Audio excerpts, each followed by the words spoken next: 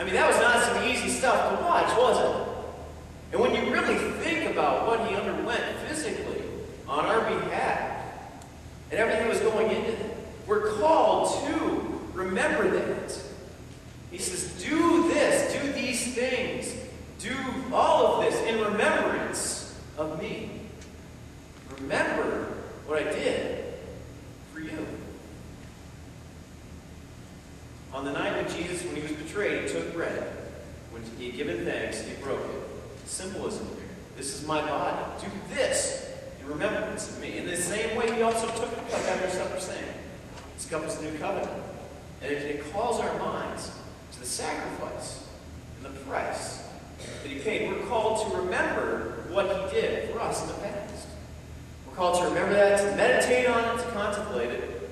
And it should be the foundation of our thoughts or thinking today as we take part in communion as a community. But not only are we to remember what he did, we're also called to remember what he will do for us. When you skip down to verse 26 there at the end, it says, for often as you eat this bread and drink this cup and proclaim the Lord's death until he comes.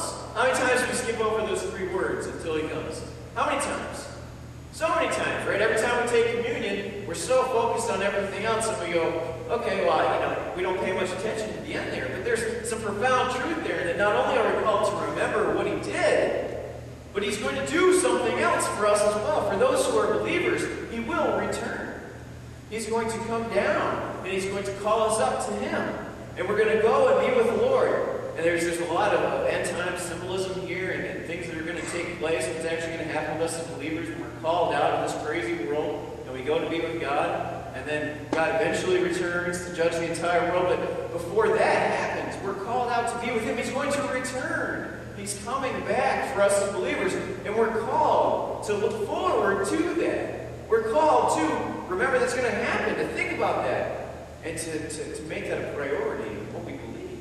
We're not only called to remember what he did, we're called to remember what he will do. It's so amazing. And yet, most of the time, we just kind of skip over that part of it, don't we? We don't think about the fact that he's going to come again. And he's going to take those of us who are believers to be with him. And that should be cause for us to share the love of Christ with our friends and family alone, to know that one day the Lord is going to return. He's going to take us out of here. And we want our friends and family and our loved ones to go to be with the Lord with us.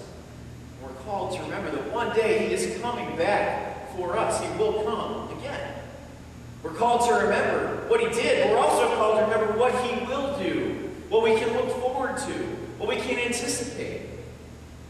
And then we're ultimately called to announce the Lord's death, the fact that he died for us, to share that with others. Through the commemorative participation of communion, not only do we go and tell others, but have you thought about the fact that just us taking part in this together as a body, as believers, demonstrates to those who see us or who know what we do, ultimately what the Lord did for us with his death. It says there in verse 26, for as often as you eat this bread and drink the cup, you proclaim the Lord's death. That word proclaim means to demonstrate or to tell. We may not necessarily be talking directly about it to others, but we're proclaiming it through our actions. There's an old adage, actions do in fact speak louder than words. And we demonstrate what Christ did for us in his death through the taking part and in the elements, in the body and blood, the bread and the juice. It's a proclamation, it's a telling. You know, this last week, I talked to many different people in the community and the other things that I do, and I'm like, yeah, we're having communion this Sunday. We're doing communion this Sunday, and people, ask me questions about it, right? Because it's going to be one of those somber times, and somebody told me, that they went to church one time for communion, and this church decided to do things a little bit differently, and I guess they decided it was okay to talk during the reflection time and the communion time and so forth. And they said, are you going to do that? I said, well, no, we're not going to do that. I said, it's going to be intentionally reverent. It's going to be more somber because we're thinking about Jesus' death for us and the impact and what that means for our lives as believers. The sacrifice that was made and the glory that's to be found in the fact that he's coming. So you take the opportunity to utilize communion as a method for evangelism to say, this Sunday we're really going to focus on, we're really going to meditate on. really going to thank God for what he did for us and for the sacrifice that Jesus Christ made? Do you proclaim the Lord's death until he returns? We're called to do that. We're called to think about Jesus Christ when we take communion. Not just his name and so forth as it's directly tied to the act of taking communion, but actually really think about him, not only as a person, but as God. And really internalize that. Let it soak in. And let it affect you emotionally, spiritually, maybe even physically, as you take part in the body and blood of Jesus Christ in your communion today. We're called to think about Christ. We're called to think about Christ. Remembering the Lord is the first reason and the most important reason that we take communion. There's recently, this was probably a couple weeks ago, a man by the name of William Carey. I don't know how many of you know who William Carey is. He is the father of modern missions. So if you think about all the missionaries that you've ever known, or mission agencies that you've heard of or give to, or whatever the case is, most likely it all started with William Carey. Most likely it somehow can be linked back or tied back to him.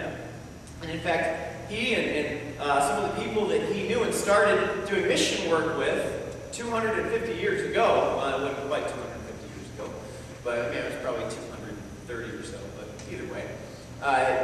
Really, the Baptist faith, Baptist denomination sprang out of these people. Almost all Baptists can be linked back to what the work that these guys did. But William Carey, as the father of modern missions, he was a Bible translator.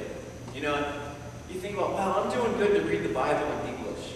This guy was responsible for translating the Bible into over 100 different languages and dialects in the course of his life, and to print many of them. Not only that, he was a missionary to India, a great personal and family sacrifice to himself, to started teaching different languages in India. And he's directly responsible for establishing the first university in India that grants degrees. Not just the first Christian college, not just the first liberal arts. The very first collegiate institution that granted degrees was started by this man. Love the Lord, love the people of India, was profound in changing the very culture there. They used to, when the husband died, they had a practice where when the husband died, the wife would throw herself on the funeral fire and commit suicide. And yes, and they would also sacrifice their children in some cases. And he was the foundation, he was the man who got the ball rolling to get that changed, to making it an illegal practice. This guy was used by God to change cultures, to establish institutions and places of higher learning, to share the gospel in print in over 100 languages. And this last week, they had a 250th birthday anniversary in India to remember this man. And we think, Moody this last year celebrated their 75th anniversary.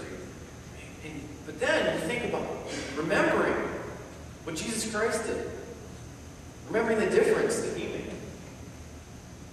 Thousands of years ago. So many times.